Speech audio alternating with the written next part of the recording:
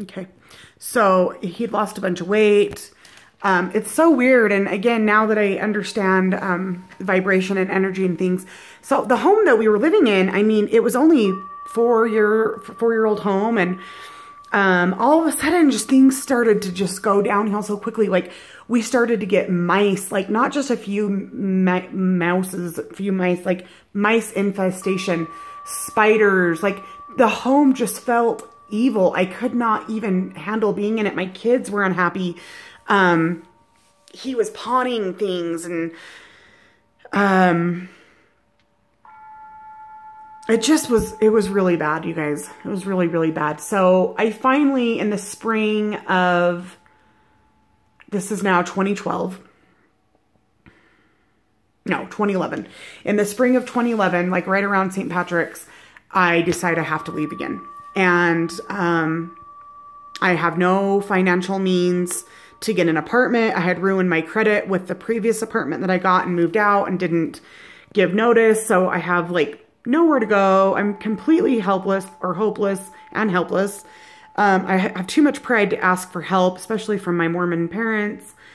So it just happened to be a coincidence that at the same time, one of my sisters, my little sister Jennifer, was also going through a divorce, a really icky divorce. And so she had decided, and she had a little, like a newborn baby and a little 3-year-old girl. So she had been offered to go stay with one of our older sisters who lives in San Diego. So she went to go stay in San Diego. So I had decided that I would move into her house in the city that we live in with my girls and help her pay that rent, mortgage, whatever, while she was in San Diego until I could figure out a way to get on my feet and get my own apartment.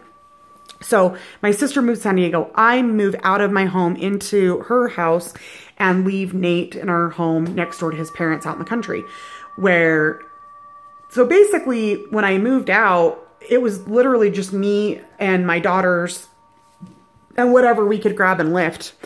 I was lucky to move into my sister's home. So she had left like her couches and her beds and her kitchenwares and things like that. So I literally just packed up our clothes and what we needed to live like on a daily basis and moved the fuck out.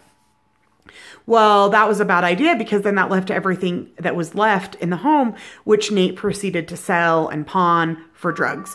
So his drug habit went from bad to worse.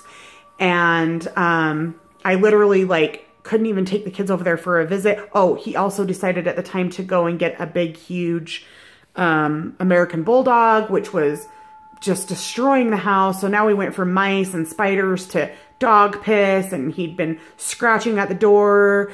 And I went over there one time and the fridge had just, you know, gone out because a fucking mouse chewed through the wire. I opened the fridge and all the food had just gone rotten. He just left it there. He didn't even care. Didn't even clean anything out.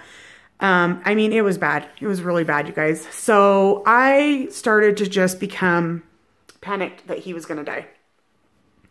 So I went over to his parents. His parents, God love them. Again, I've already told you guys how close and how much respect, but their level of denial is something else. They literally do not deal with issues. I had been telling them already from years before when he had the seizure, like, this is drug related, but since it was prescription drugs, in their mind, this was medication, and in their mind, therefore, he was not a drug addict, etc., etc. So, the only hope that I had with his family is his older brother who lived in Idaho, who I called and I just said, look, you know, your brother's going to die. You know, I've left him. We're going to get divorced, but whatever, you know, I still love him. I don't want anything to happen to him. If we do not help him, he is going to die. I knew it. And so his brother and I decide to stage an intervention. His brother has offered, I'm going to blow this candle out. His brother has offered to pay for the rehab because despite the fact that I had really good health insurance that was willing to pay for his drug habit, they were, of course, were not willing to offer any type of rehab program.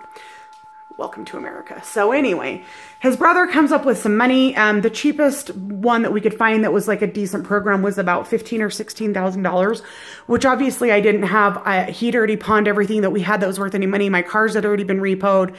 Like literally I'd already lost everything that I'd ever had. So his brother comes down from Idaho. I go over to the house, literally get on my hands and knees and just beg him and cry and plead with him to please take this help and go to rehab because he's going to die.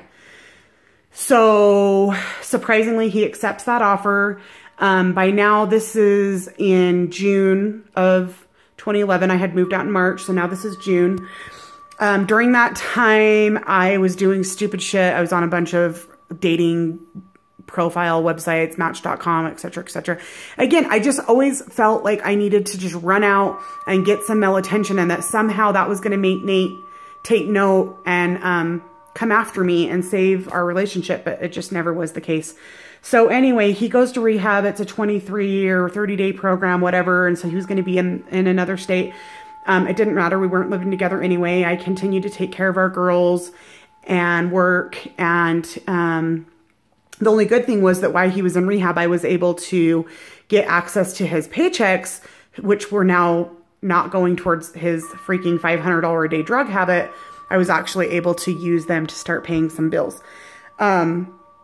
So about 2 weeks into his rehab, and he starts to sober up and starts to have some feelings and starts to take, you know, inventory of the last years of his life. And he's like, holy shit, realizes that his wife's left him and his kids have left him. And he starts writing me letters and starts asking for me to, you know, basically stay with him and please don't leave him. And he doesn't care what I've done. He doesn't care, you know, if I've slept with anybody or whatever it is. He doesn't care. He loves me unconditionally.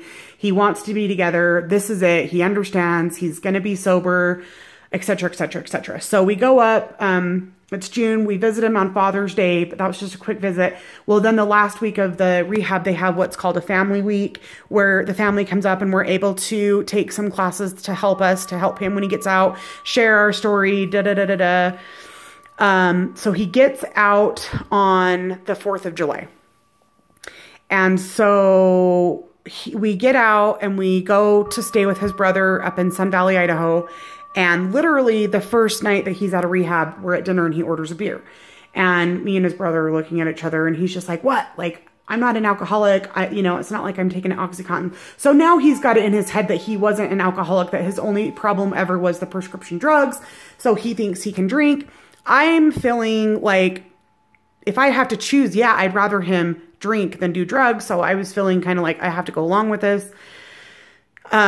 He starts drinking. We get home. Well, now we have to decide, like, we've got the house that's falling apart. I've been living at my sister's house. He wants to be together. My gut's telling me no. My gut's telling me that if there's any chance of him staying sober, I need to stay separated and file for the divorce. But I just couldn't. He begged me. I did love him. We end up staying together. We end up, just foreclosing on the home. Moved most of what we could that was left that was salvageable out of that home. Meanwhile, my sister that was in San Diego moves back to Utah. So now we're homeless. So I have another sister who had a basement for rent. So we move in to her basement. It's now summer of 2011. So from July of 2011 to basically October of 2011 were some of the best months that we ever had together. We were so connected. He was doing things with the girls. We were doing things as family, things we had never done before, like ever, like just going to movies, going to parks. When we had the money before, he didn't care to hang out with us. And then it got to the point where we never had money for anything because all the money was being spent on drugs. So, I know now that those months were a blessing, because they were going to be the last months, you know, of our relationship and his life. So by October of that year, 2011, I could tell that he had relapsed and he'd gone from drinking, and I could tell he was back on drugs. We're living in my sister's basement. Yeah, we're paying rent, but we weren't paying that much.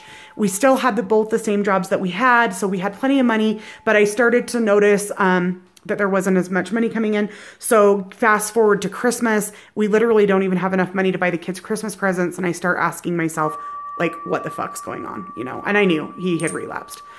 I'll be back to finish the story.